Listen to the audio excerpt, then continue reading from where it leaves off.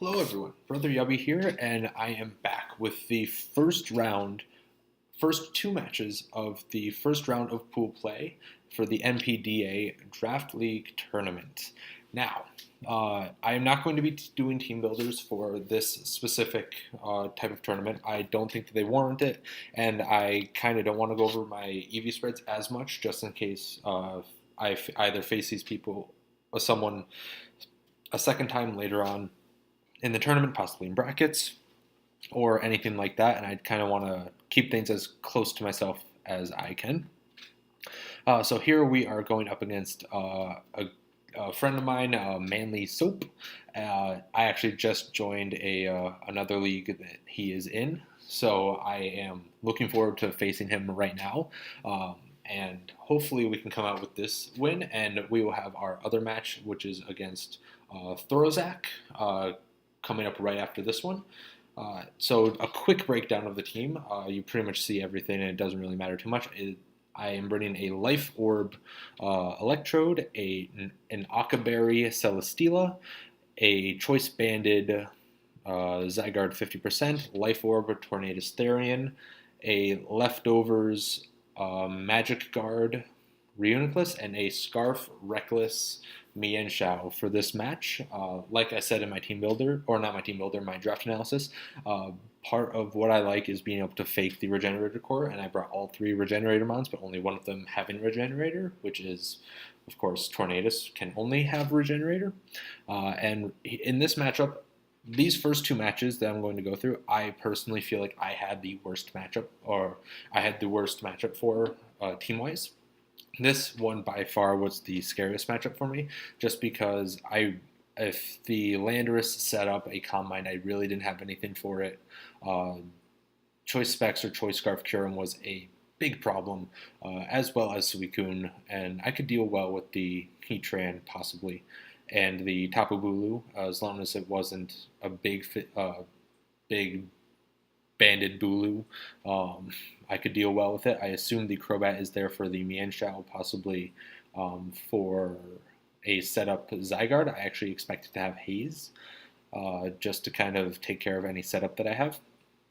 So we will jump right into this match. I will put it down to slow so I can kind of explain my plays. My best lead here is going to be my Scarf Mienshao. It matches up against everything, and everything that doesn't match up against, I can U-turn out against. I'm going to be faster than his entire team, barring a Scarf Crobat. Or a Scarf Land. Actually, I'm faster than a Scarf Landorus as well. So everything except for a Scarf Crobat, which if he Scarf Crobat, this matchup becomes very easy. And if the Bulu goes down, I have a very good chance to set up with my Reuniclus. So we will jump right into the match. I lead off with my Mienshao, and he leads off with his Landorus Incarnate. Free U-turn right here in case you want to switch out. It was a good play regardless. I didn't really want to stay in. I go into my Tornadus as he sets up rocks. Not the biggest of deals. Here I just go for another U-turn. I expect him to switch out here, actually expecting me to have HP Ice. I'm able to U-turn on the Suicune. We see my Life Orb go off and no Rocky Helmet. So I get to go into my Electrode here. Here I probably should have just Volt Switched again because there's no way he's staying in. But I'm actually a substitute variant of Electrode, so I decided to set up a sub to kind of see what he wants to go into. And he goes into his Kyurem. Here I get to scout out to see if he is Scarf or not. He is most certainly Scarf because he outsped my Electrode. And I get to go for a Thunderbolt. Good play would have been expecting a Scarf and Volt Switching. I was actually very close to doing that, but I really didn't want to have to predict there. Here I expect him to double here, so I'll go back one turn. So at the end of this turn, he knows I'm probably going into one of my ground immunities, being Celesteela or Tornadus. There's one Pokemon on his team that matches up really well against both of those, and that is his Heatran. So I fully expect him to go into his Heatran here. Even if he doesn't go into his Heatran, I only take about somewhere between 25 and 30% from this Earth Power, given my EV spread, and I can hit back really hard. And there's no way he's staying in for that either. So a really good, really safe play on my end, a safe switch, is expecting the Heatran to come in and going into my Zygarde. And that's exactly what I do. That's exactly what happens. And this is just a free 1,000 arrows. I am choice banded. Nothing wants to come in and take this. You'll see this Suicune comes in and takes a solid 50%. from this 1,000 arrows. And here would have been a roll in order to take him out. And I actually don't know that I outspeed this Suicune. I'm not max speed Jolly. I'm max speed Adamant, or not even max speed. I have enough speed in order to outpace a max speed Heatran. I believe Heatran outspeeds Bulu. So I kind of expect him from that damage to be a bit more offensive. It seemed like max HP damage, but it also could have been very minimal HP damage. So I didn't want to stay in and risk the Ice Beam going into my Zygarde, so I make a pretty safer switch into my Tornadus. It can take an Ice Beam. From this damage, he's incredibly offensive, max special attack, probably modest. But here a Life Orb Grass Knot takes him out. That also takes me out, but that took away one of the biggest offensive threats and possibly setup threats to my team, being his Suicune.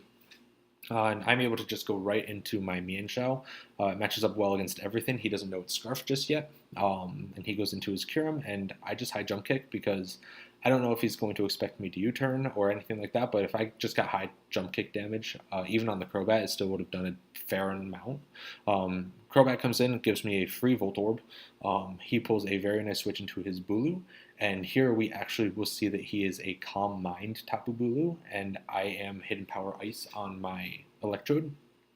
So he's going to set up a Calm Mind right here, and that's a little scary, but not incredibly, considering I do have Poison Jab on my Mienshao, and I do have Heavy Slam on my Celesteela. So I go for another Hidden Power Ice. Wearing him down a little bit, he shows a Hidden Power, probably either Fire or Ice. I'm not sure which. But we'll see that it was probably Fire, considering he does... you'll see it in just a bit. So he goes for a Synthesis here, which is a really good plan, his end, knowing that I'll kill myself with the next Life Orb damage. But that shows that he only has one attacking move to either hit my Celesteela with, and that's probably the Hidden Power. So here I'm baiting out his last move, whether it's Energy Ball or Dazzling Gleam. And he shows that it is Dazzling Gleam, showing that probably the Hidden Power is going to be Fire. But here I scare him out. I'm Akaberry, even if I'm not Akaberry. I take him out with a Heavy Slam, and he doesn't kill me. I don't want to risk it. I go for the Heavy Slam. Here I can just stay in an Earthquake, but he actually shows that he has Will-O-Wisp, which, I mean, great brain on his end. I don't know why I didn't expect it. And he's also Shuckaberry, so he was really prepared for an Earthquake Celesteela.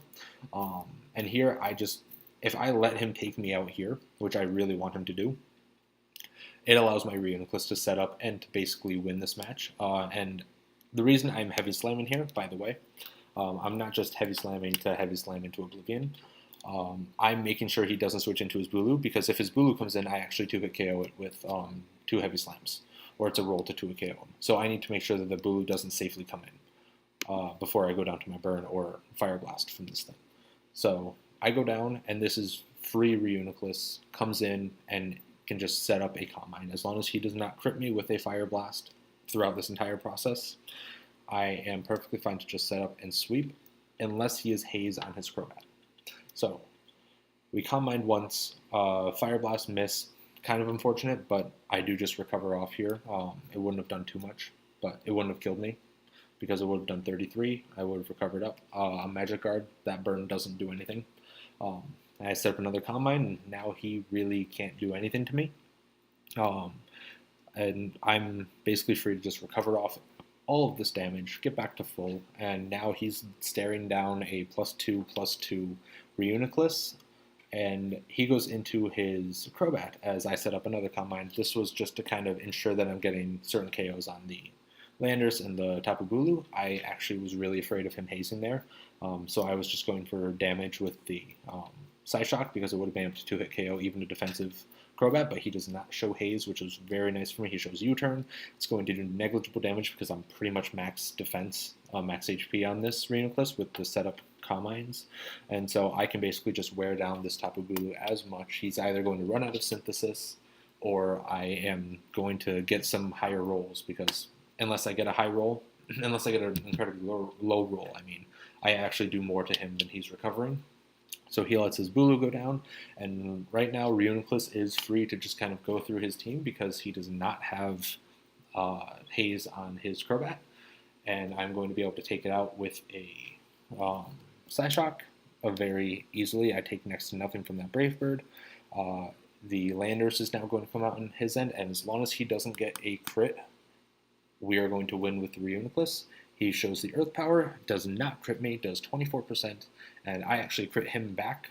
I crit him with that Psy Shock. Depending on his investment, that may have mattered, but in the end, it really wasn't going to, because the Heatran wasn't going to be able to do anything to me, and neither was that Landers unless he got a crit. And here I just revealed the Hin-powered ground because I didn't need any other coverage moves, and I figured I'd take him out and spare a crit.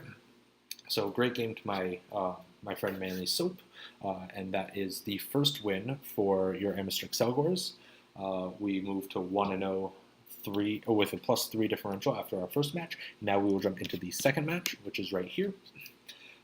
So in this match, I am facing off against Thorozak, and he brings a Tapu Koko, Hawlucha, Dhelmise, Alola Mola, that's a Mega Aggron, and the Alolan Muck. So this is actually one of two Tapu Koko Hawlucha combos that we have to face in the battle rounds, or this initial pool of battles. So kind of frustrating, but I actually think my team matches up really well against Kokolucha, so it's not that big of a deal. I'm expecting either an AV or a Recycle, probably Figgyberry Muck. Mega Aggron, probably especially bulky with a lot of HP, probably Toxic. Alola Mola is probably Wish Pass, and it's probably a spinning offensive Dhelmise. From what I'm bringing in this match, I am a dual setup Zygarde 50%. I am Substitute, Coil, Thousand Arrows, and Dragon Dance. I am a Wakanberry Celesteela to possibly take a hit from a non-specs Tapu Koko. I am a Calm Mind Mega Sableye. I am a Choice Scarf Regenerator Mienshao. I didn't really need the extra damage output Reckless was going to give me. I believe I'm a Life Orb Tornadus again, probably with Taunt this time. That seems about right. And I think I'm a Black Sludge. I'm a Black Sludge guaranteed lead Roserade with Spikes. I thought Spikes was going to be really good in this match, and I apologize if you heard any noise right there.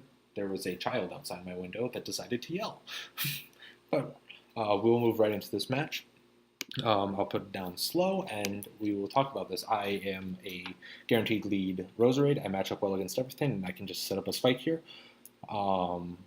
And we actually recreated this once because he had a Poison Fang instead of Poison Jab on his Muck. I didn't think it was that big of a deal, so we just started over. So we recreated this first match. The first turns, I miss a Leech Seed, which, kind of a big deal, but not as big of a deal. It just means less damage on this Muck. I get the next Leech Seed off as he knocks off my Black Sludge. Fire Punch does not kill me, and I get a little bit of Leech Seed back. I decide here to save my Roserade because it could come in handy against the Alola Mola later. And I go into my my Jolly Green Giant Celesteela. I take really any hit, and I get some Leech Seed back. Here I expect him to go into his Dhelmise, and I double out into my Tornadus, and that's exactly what happens. And here I'm going to be scaring out the Dhelmise, and I can just fire off an Air Slash. Actually, no, I actually set up a sub. That's the set I am. I am sub with a Life Orb.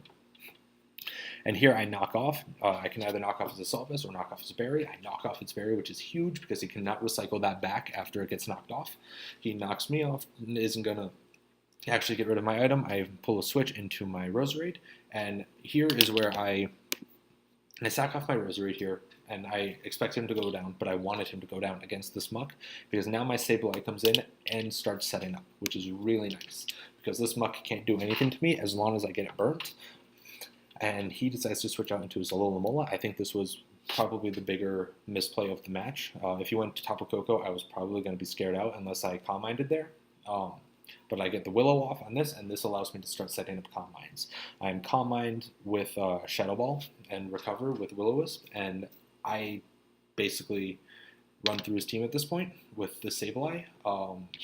So he's going to set up a Wish and Scald. He burns me on this one, which is the first Scald, which is kind of annoying, but honestly, it doesn't matter that much. It's 6% every turn. I guess it's better than getting poisoned from a Poison Jab from the Muck. So I'll take that. he's just setting up a wish for himself as I set up combines. Here he switches out into his Tapu Koko as I just recover up, because even if I did damage to the Alomomola, it was going to recover back with the wish, and no matter what I did damage to, it was going to get back from the wish, so recovering up was the better play on my end.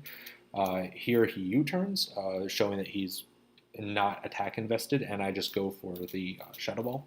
It does damage to everything on his team, and the Alolan Muck is 2-hit KO'd by it, but I actually want to take this time to Will-O-Wisp it, because that allows me to heal up pretty much back to full, while I can let him kind of die to his burn. And this is just me kind of playing it safe at this point, because I want to make sure I can take on the Koko, take on the Hawlucha when it comes time with the Sableye if I need to. So I'm basically just kind of wearing down turns. He's fire punching. It's doing almost as much as the knockoff was doing, and I'm almost at full with the Muck going down, and now the Dhelmise comes in. Again, I'm just going to burn this. Once I burn it, it really can't do too much to me, and that is very offensive, especially considering I'm pretty much a max defense Mega Sableye, and it did 47 to me, but now he's only going to do about 22, and I'm just going to be able to recover off. I'm going to get to a very good amount of health before he does end up switching out. Thing he does right here, realizing he can't do anything to me, and I get back up to full. And here he shows that he is Electrium Z on his Tapu Koko. It's Thunderbolt, not Wild Charge, thankfully. If it was Wild Charge, probably would have been a lot more. It does about 50%, and I'm able to kill it off with a Shadow Ball, which is a really good kill for my Sableye.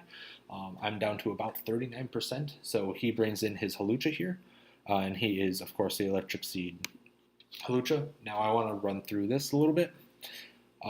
My Shadow Ball did a max of 102% to this Hawlucha if he was like no special defense investment with like 120 HP.